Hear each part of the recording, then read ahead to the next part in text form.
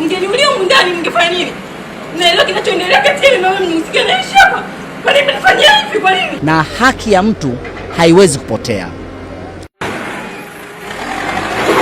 Mahakama Kuu ya Tanzania Division ya Ardhi imeagiza aliyekuwa waziri wa ardhi, nyumba na maendeleo ya makazi halmashauri ya manispaa ya Kinondoni na Naomi Raymond Kwayu au maarufu kama Finance Dawson Kiwia kumlipa ndugu Johnson Leonard Mahururu shilingi za Kitanzania bilioni 3 na milioni 220 kama fidia za uharibifu baada ya kubomoa kimakosa jengo lake alilokuwa amelijenga katika kiwanja namba 484 kilichopo Block H, Mbezi Africana, jijini Dar es Salaam.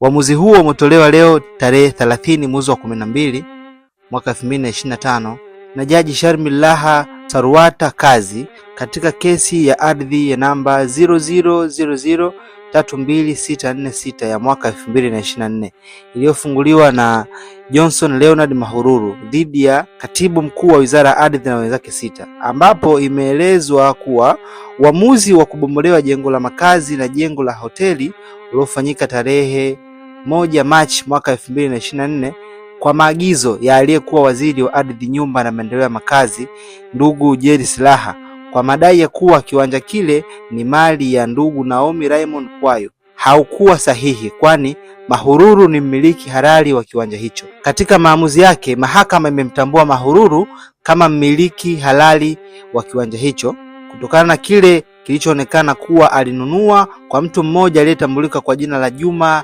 Rajab Kapungu Januari 31 mwaka 2022, ambapo ndugu Kapungu alinunua kiwanja hicho kwa kampuni ya Wood Peka Company Limited Februari 13 mwaka 1997. Baada ya kusikiliza hoja za wadau wote, mahakama imemwagiza msajili wa hati kumfutia hati ndugu Naomi Kwayu na mleta maombi ambaye ni Mahururu kupewa hati hiyo, huku ikiamuru kuwa Mahururu atalipwa shilingi za Kitanzania bilioni 3.18 na kwa kuvunjiwa nyumba ya makazi ambayo ilijengwa kihalali na ilikuwa na kibali cha ujenzi.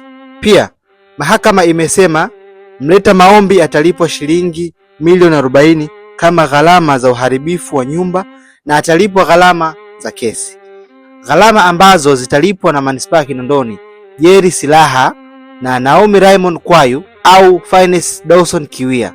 Pamoja na hayo, jengo la hoteli ambalo aliomba kulipiwa fidia ya shilingi za Kitanzania bilioni 16.24 hatolipwa kwani hakuwa na kibali cha ujenzi. Video iliyotumika ni ya Machi 1 mwaka 2024 wakati jengo lilikuwa linavunjwa. Asante na endelea kufuatilia Shubada TV.